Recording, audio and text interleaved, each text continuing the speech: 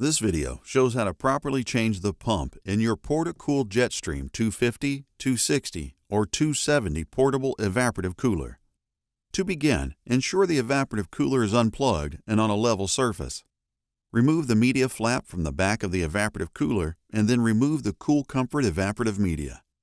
Once the evaporative media has been set aside, locate the control box inside the evaporative cooler and remove the screws. Once removed, the cover should come off easily. Cut the zip ties holding the cord to the fan brace, making sure to not cut the electrical wires, and release the P-clamps.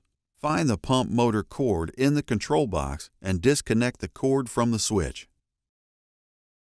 If you have a Jetstream 260 or 270, remove the evaporative media trough and set it aside. Remove the pump from the bracket and set aside the old pump. To install your new pump, place the new pump under the bracket. Connect the hose to the new pump, then connect the pump wire to the switch in the control box. Gently place all the cords back in the control box and replace the cover back, securing it with screws. Secure the electrical wires to the fan brace with zip ties and clip the ends. Replace the evaporative media trough. Replace the evaporative media, beginning on the outer edges and working towards the center. The arrow sticker should point up and inward on each piece.